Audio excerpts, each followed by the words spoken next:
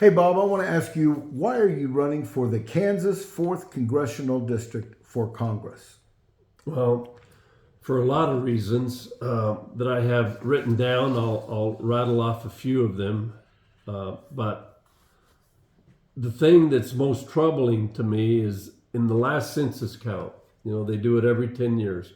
From 2010 to 2020, the United States of America gained population about 7%.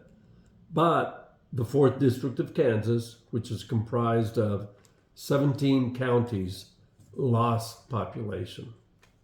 How does that happen? Well, if you can't get a job, there's no way to make a living. You move to Denver, Atlanta, Austin, wherever. So that's a problem.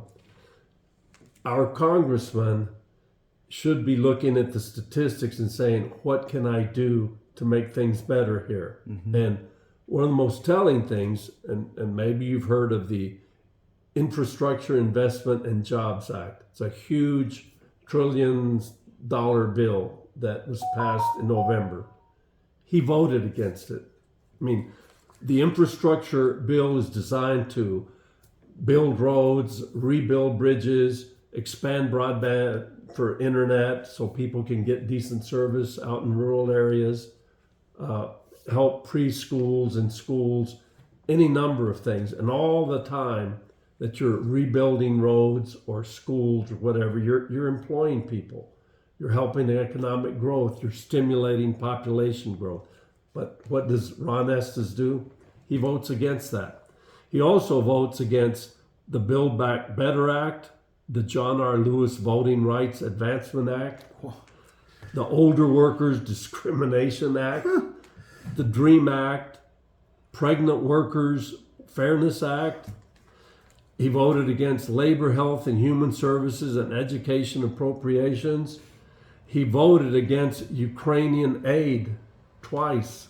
So, and all this, you can go to congress.gov or go to the AFL-CIO website and it tells you. I mean, in 2021, for every pro-labor, pro-union effort, he voted against it in 2021. But let me tell you what he does vote for in 2021. On January 6th, he votes to reject election results because a newcomer to politics didn't like the results of a presidential election. The congressional oath and the oath that I took in the military are identical. And it says, I solemnly swear to affirm that I will support and defend the Constitution of the United States against all enemies, foreign and domestic, and that I will bear true faith and allegiance to the same. He did not take his oath seriously and completely violated.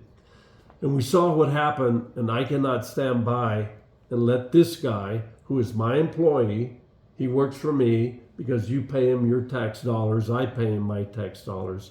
I can't stand by and let him act in this most unethical and immoral way.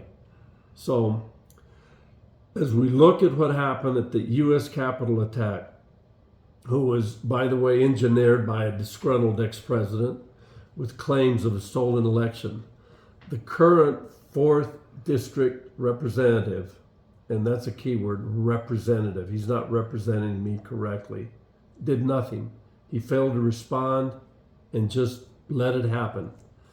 Not just him, but there were 146 GOP members that voted with him to reject these election results.